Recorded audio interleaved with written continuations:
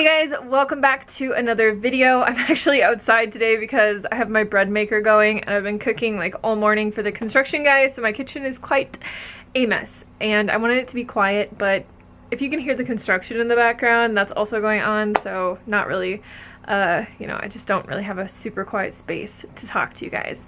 But today we are going to be doing another meal plan for maximum weight loss. So in these videos, I like to focus on calorie density to show you guys that you truly can eat more and weigh less. And that is all about not calorie restriction, but all about eating large volumes of food that can fill you up, where you feel full and satisfied and you don't feel like you're starving on a diet. So we want to focus on low calorie density, lots of vegetables, rice, beans, potatoes, fruits, vegetables, all the good stuff, beans, lentils, all that good stuff to keep us full and satisfied. And it makes it a lot easier to lose weight. I have lost 70 pounds eating this way, and it's all just about consistency and doing the best that you can from where you're at, and doing this from a place of love as well. So today in the video we are going to be making some really simple but also delicious oatmeal that I'm going to kind of show you a few ways to jazz it up. And then we have some red lentil chili for lunch, so I'll show you guys how I typically eat that and how I make like my 50-50 plate and all that.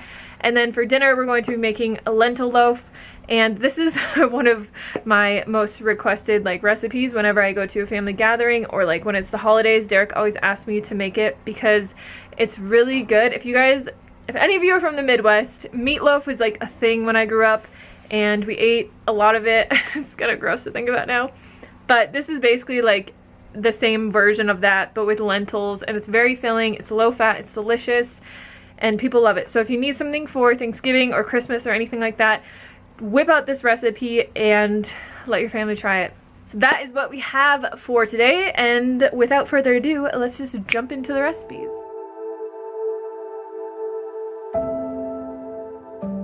Hey guys, so for breakfast today we're actually going to be making next level apple oats. That's what I call them, because I invented or discovered, I'm not sure if anybody's ever done this before, but the other day I bought this tea at Safeway and I was drinking it and I'm like, this reminds me so much of this like delicious oatmeal that I used to have. So I thought, why don't I just take my boiling water and put a tea bag in it and then cook my oats in it, and it is delicious.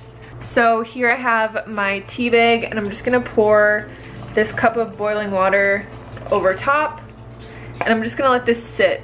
So I will just let that steep for a few minutes, but you could really use any kind of tea that you want. I haven't tried it with this coconut one yet, but I feel like it would be so good.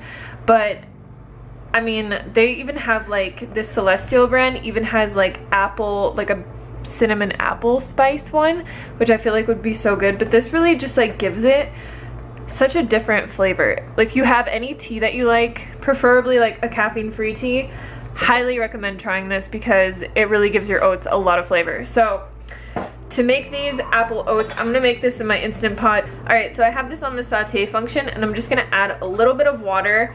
And then this is one giant apple that I cut up, and I feel like it just cooks a lot better and it's easier to eat if you cut it into these little small tiny cubes. So we're gonna add this into here, and then I'm just gonna add a little bit of cinnamon. So when you do this like tea bag kind of thing, you don't really want to add tons of flavor because the tea will actually give the oats a lot of flavor. So I'm gonna let this cook for about a minute or two. My tea just needs to steep for 2 minutes as well. All right, so this has been cooking for 2 or 3 minutes, and now we're gonna add in the rest of our ingredients. So I have half of a cup of rolled oats here, and then I just have my cup of tea water. It's actually about 3/4 of a cup. So I'm gonna add that in. And then I'm just gonna cook this until the oats get nice and thick and the apples are all cooked. So usually this takes about 5 to 7 minutes. Alright, so our oats are done. You can see how thick they are. I like to cook them until they're really thick because I just don't really like runny oats. Alright, so now we can put this into a bowl. And you guys, this is really low in calorie density. So like for the apple, it's 100 calories, I'm guessing. And then the oats are like 150. And this makes a pretty big portion, if you can tell. So we're gonna add some stuff to this. I really like to add soy milk just because it gives it like this nice creamy flavor. Some of that in there. You could also add like coconut yogurt or any kind of plant yogurt to this. And then I'm also going to add maple syrup, but if you want, you could also just add like stevia, or you could even add some chopped dates into here when you're cooking it. I really love drizzling maple syrup on top. Then I'm going to add some raw buckwheat. So I really like raw buckwheat because it's nice and crunchy, and it just kind of gives it more of like a muesli crunch. And then just a little bit of coconut. So you could really jazz this up any way that you want. You could add like peanut butter on here if you really wanted to, or like PB2 powder would be better for weight loss. But I honestly wish you guys could smell how good this smells, because the oats, I just love cooking it with the tea because it has like so many different flavors in there. There's like cardamom and ginger and cinnamon and all these different flavors, and it just smells so good. So yeah, definitely try it, you guys. I am obsessed with this, and I am not really an oats person, but ever since I discovered this, I've been eating them every single day. So let me know in the comments box below if you guys have ever tried that kind of little hack, or if you try it, let me know and tag me on Instagram. But yeah, that's pretty much it for this recipe. It's super simple. It takes 5 whole minutes to make, and you will love it. So today we're gonna be making red lentil chili, and I'm gonna show you kind of the lazy way how to do it in the Instant Pot, but I will give you instructions for the stovetop as well. So basically we're gonna take our ingredients and throw them in the Instant Pot. Now you can saute your onions and garlic if you want. This is the lazy way, so we're not actually going to be using garlic cloves. I wanted these recipe videos to kind of show you guys how to switch things around and kind of incorporate different spices and things if you don't have all the ingredients, just so that like you don't feel like you have to go to the store all the time to make a recipe. So we got our onion here. Like I said, if you want, you could chop up garlic and saute onions and garlic. We have our bell pepper. We have 1 cup of red lentils. Now I buy organic. I never really rinse them, but you can rinse them if you want. We also have a can of fire roasted tomatoes. This is a 14.5 ounce can. So I like this recipe a little bit extra tomatoey. So I like to add either some tomato paste or like some strained tomatoes like this. So I'm gonna add some strained tomatoes. You could add the tomato paste, but I don't have tomato paste, so I'm just gonna add this. And then we're going to add in a teaspoon of paprika. This is like basically gone. Got a teaspoon of chili powder. And then we're gonna add a teaspoon of garlic powder. So you don't have to add this if you sauteed onions and garlic, but garlic powder is actually roasted, so it has like a different flavor than if you just sauteed like onions and garlic. And then we have 2 cups of water we're gonna add into here. We're also going to add in 2 tablespoons of maple syrup. This just gives it kind of like a nice sweet flavor. And then we're going to add in a tablespoon of vinegar. So use whatever vinegar you have. It just gives it a nice flavor like the maple syrup does. So I've used ume plum vinegar, I've used balsamic vinegar, I've used this apple cider vinegar. I think it all kind of tastes the same. You could also use red wine vinegar. And then I always like to add better than bouillon just because it gives it more of a like in-depth flavor, but you could skip this and you could just add salt at the end, or you could just have this totally salt-free as well. Then you just want to stir everything up really well. If you are doing this on the stovetop, you're going to want to bring this to a boil, reduce it to a simmer, cover it and cook it until the lentils are cooked. So it should take about 20 to 25 minutes. I'm going to put this on high pressure in my Instant Pot for 20 minutes, and let it naturally release. And then while this is cooking, I'm going to cook some rice in my rice cooker because we're gonna eat this with rice. All right, so our chili is all done. So I like to eat this with rice, and I just steamed some kale up for my 50-50 plate here. So I'm just going to add some chili on top. And then I usually like to put hummus on top of here.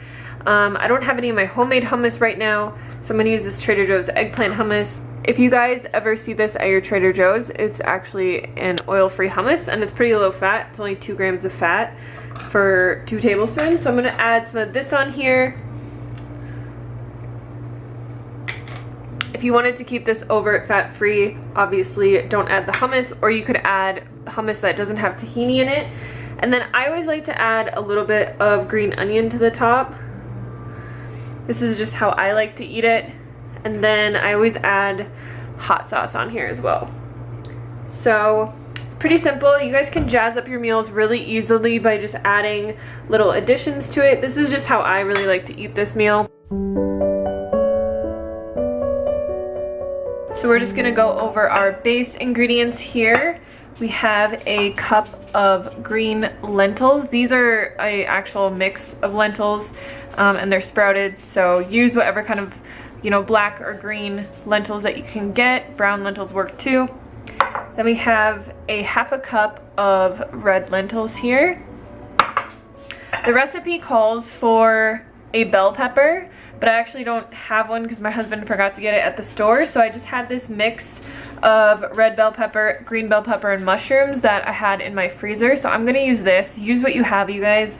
A lot of these recipes are very flexible. You can kind of swap out lots of things. So mushrooms are actually really good in this recipe because it makes it very meaty. Then we have our chopped carrots, and I also didn't have celery, so I'm just using some celeriac from my garden. Here we have our onion and garlic that we're gonna be sauteing.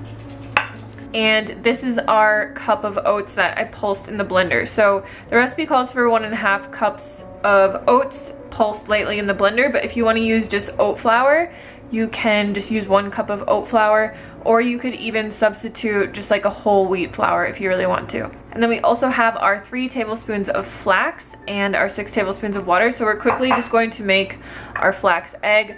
All we do to do that is just mix these two together, and then we're just gonna let it sit while we do everything else. So I just like to put it together and whisk it a little bit, and then we'll just set this aside, and this is going to help bind everything together. All right, so we're gonna kind of make this into a 1-pan meal because who wants to do more dishes? I'm going to start by sauteing the garlic and onion. I like to usually use like a little bit of coconut aminos in place of water just because it adds more flavor to it, but you could also use soy sauce, or you could just use vegetable stock or water, whatever you have on hand. Going to add our onions and garlic in here. We'll just let this saute for about 5 minutes or until it starts to become fragrant and smell a bit. Alright, so now we are going to add 3 cups of water into here, plus the rest of our vegetables and lentils here. And then we're just going to bring this to a boil, reduce the heat to a simmer, cover it, and cook it until all the lentils are nice and cooked, so it's about 30 minutes.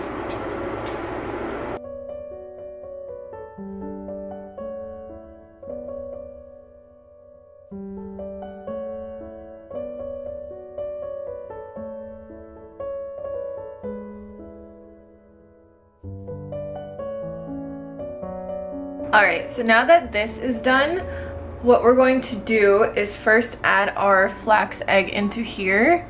So see how like gelatinous this has gotten? It is so thick. And this is just gonna help bind all of the lentils and everything together. So add that in. So then we're going to add in our seasonings. Here I have some thyme from my garden. If you guys ever have fresh herbs in your garden, use those over dried ones because they're so much more pungent and flavorful. And then I have Italian seasoning, fennel, onion powder, and a little bit of cayenne because we like it kind of spicy. So we'll add that in. You can leave the cayenne out if you want. The fennel is what gives it a really nice meaty kind of flavor. So if you guys want this smoky, This isn't actually in the recipe notes, but if you want, you can add a little bit of smoked paprika or some vegan Worcestershire sauce. I always say that wrong. Or you could also add in a teaspoon of liquid smoke. So I'm just gonna add in some of this vegan Worcestershire sauce, however you say it. And then the last thing that we need to add in is our oats. So just add them slowly, especially if you're using like a whole wheat flour, but this should be pretty thick at the end. And all of this is just gonna help it bind together really well. And just mix it together until you don't have any more dry spots. So this recipe, we actually didn't add any salt to it, but if you enjoy salt in your diet, you can definitely add a little bit of salt. I like to add salt at the very end of my cooking because if you add it while it's cooking, it really dissipates a lot and you get a lot of the sodium, but you don't get a lot of the flavor. So just add in a little bit of salt if you want. I would add about a teaspoon and mix it in really well. And then all we're going to do is transfer this to a loaf pan. So you just want to use a non-stick loaf pan and transfer this in here, and then we're going to bake this for 30 minutes on 350 degrees. I like to always use the convection option on my oven. So if you guys have that, use it because it helps everything cook a lot more evenly. If you don't have it, don't worry about it. It's not a big deal. We're gonna put this in here and then just really kind of like smush it into the corners and make it as even as you can. This will dehydrate a bit because we're gonna cook it uncovered, but you just want to press it all firmly together. And we're gonna cook this for 30 minutes and then we're gonna take it out after 30 minutes, put our ketchup on top, and then glaze that for another 15 minutes in the oven. And that's pretty much it.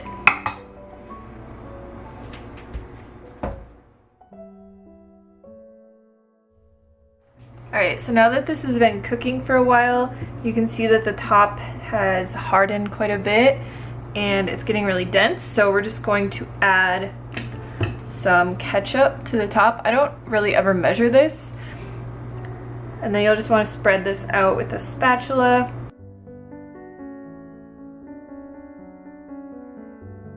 And then all we're going to do is just put this back in the oven for another 15 minutes and let the top caramelize.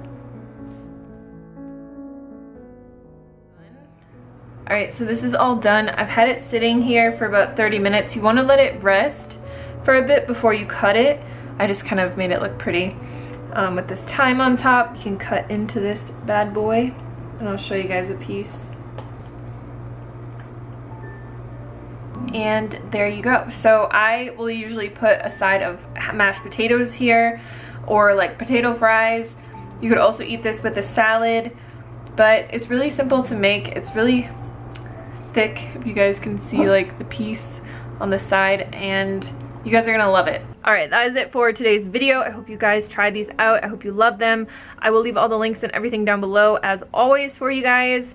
And just remember to take your time with this. Don't strive for perfection.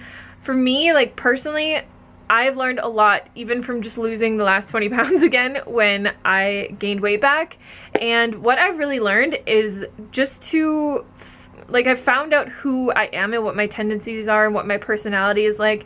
And I'm a Libra, so I really have to strive for like balance.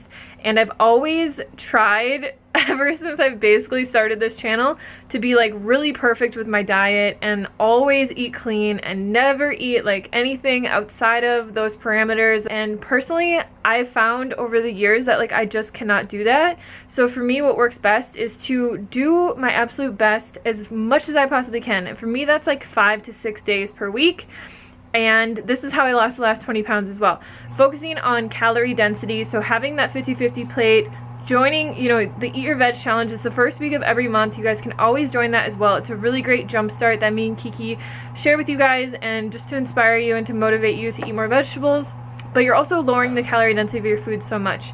So for me, like losing the last 20 pounds, this time I really took like a very balanced approach to it, and I didn't try to be like super perfect all the time. And I think that it really helped me because I can be really strict with myself for most of the time, but I need to also be lenient with myself and have realistic expectations for my life and like going out to eat and things like that. So I found just like a few little tips that really helped me, and one of those is to never take anything off the table. Like obviously I'm vegan, I will always be vegan, I'm an ethical vegan for the animals, but for like oils and processed foods and stuff like that, if I say like I'm never gonna eat those foods again, it's like the first thing that I want to do. So I don't take anything off the table anymore. I tell myself I can eat whatever I want to eat, but I keep calorie density always in mind. So like if my husband is eating a bag of chips and I'm like, I really want some of those chips, I will grab like a tiny little bowl and I'll fill the bowl up, and you know, there might be like 1 serving of chips in there. I'll have those chips, I'll eat them really slowly, and then I find that like totally satisfies my craving and like it's gone. And what I found is like if I don't allow myself to do that, like once a week or twice a week or whatever, then when the time comes where I'm at like my breaking point, I eventually just end up buying my own bag of chips and eating the entire thing, and it just kind of turns into like not a good thing. So always kind of check in with yourself, see where you're at, like see if there are things that you're craving. Maybe you can replace those cravings. Like a lot of times I don't really eat like tortilla chips because I can make them in a healthy way. Like I will always make my oil-free cut up tortillas with lime juice and salt on them, and usually that is just like my go-to. But like potato chips, I sometimes kind of cave with those, and I feel like there isn't a good replacement for those. But there's so many things that I find that are just like very easily replaceable, and it's not like a huge sacrifice to make the healthier choice. So I always keep that in mind, and always just keeping calorie density in mind.